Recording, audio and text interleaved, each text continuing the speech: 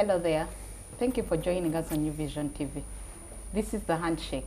I am Rachel Naisubi. With me, Paul Busharizi. Paul, welcome to the show. Thank you.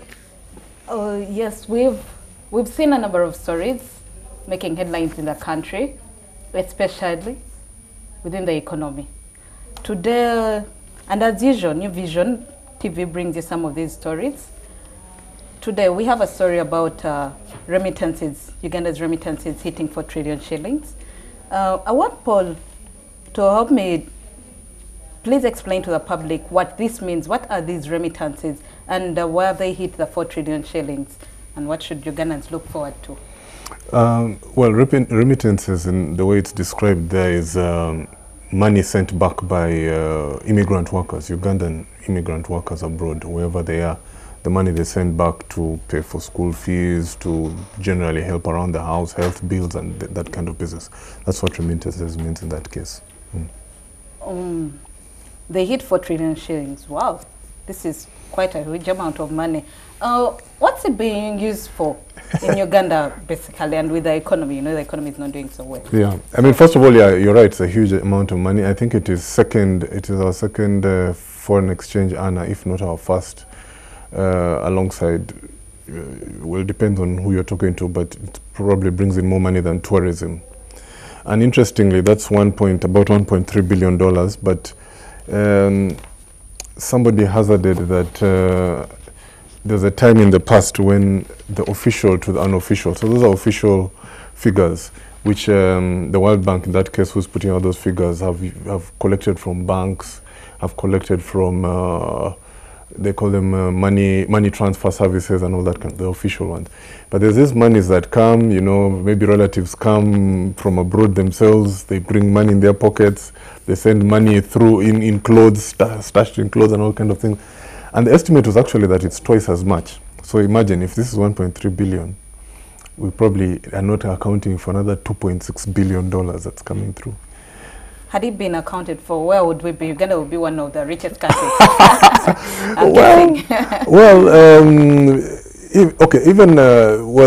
For example, in Africa, we don't get the most money. I think Nigeria gets the most with about 22 billion, if I'm not wrong. And Egypt's up there also with about $20 billion. So we still have a way to go.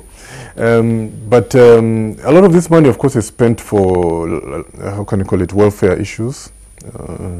We pay for school fees, they pay for health bills, they help around with keeping people here, you know, families here living, or in a way, you know, that's acceptable. Some of it comes to build houses, real estate investments and all that kind of business, but I suspect not enough of it does that. Where is government injecting all these monies, the 4 trillion shillings? Well, it doesn't come to government, so government really has no, can you say in where it goes. But a related issue would be that how can we attract even more? Because, as I said, you know, the one that comes to the official channel, some people estimate is even twice that, that figure that we're seeing. I think we need, as you said, the economy is doing a bit badly, is kind of slowed down. We need all the money we can get. So if we can attract more of that money, it'd be good. And of course, government has a key role to play in this. And I think making it easy to transfer money is one thing they should be focused on, transfer money in. Two, making investments available that these people can easily transfer their money into. And we're thinking more specifically about like the capital market, so the stock exchange could have a lot more money coming in. And if you look at those countries that are ahead of us in Africa, that's Egypt, Nigeria, Kenya, Ethiopia and Ghana. Except for Ethiopia, all of them have bigger stock exchanges than we do. That might be a reason why they have also a huge amount of inflows, not to mention that they have a lot of people outside their own countries. Uganda apparently is doing so well. We stand 6th in Africa. Yes, we start 6th in Africa. Wow. But it's a double-edged sword. It's a double-edged sword, because why should you be having these people go abroad because they failed to, many times they have not found the economic opportunities here. It's also an indictment on the country that you have so many people abroad. So should we think there have been a number of scandals in the Middle East? We see the report indicates that Middle East where Uganda has benefited more from the Middle East as regards to remittances. What does this paint? Is the Middle East a safe hub for Ugandans as regards to the employment?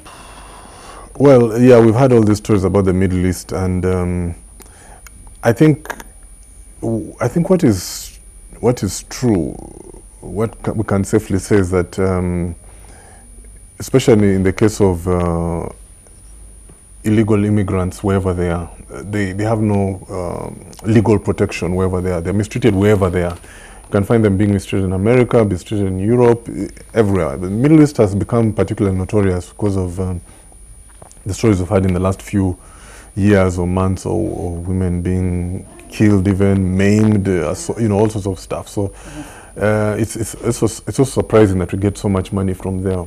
I would have thought that people would desist from going to the Middle East, but I mean the figures are there to be seen. And the number of workers, a number of Ugandans working in the Middle East legally and illegally. What the figures show that 70,000 Ugandans working in the Middle East legally, and there are over 50,000 Ugandans working in the Middle East illegally. What should Ugandans learn from this? Should they use the correct channels of movement while seeking employment in foreign countries? No, because of course. there are over 100 companies, recruitment companies in Uganda. Of course, one, it's to any worker's advantage going anywhere in the world to try and get there legally. You're then legally protected in those countries. If you're an illegal immigrant, you know, the law is not in your favor to begin with, so it's to your advantage that you do that. Secondly, I believe these companies that are bona fide, the real legitimate ones, are registered with the government, I think with the Ministry of Gender and Ministry of Gender. So I think that should be the way to go, to first make sure these companies are certified in Uganda before you sign up with any of them. Do you think it's right for Ugandans to acquire visas as a visa to seek employment, or tourists, and then sneak into that gap? Well, in a way you can't blame them. I mean, many of these people are desperate here. So as I said, desperate times call for desperate measures, so they use whatever means necessary. But as I said earlier, you know, you're better off doing it legally than illegally. It can mess you up on the other side.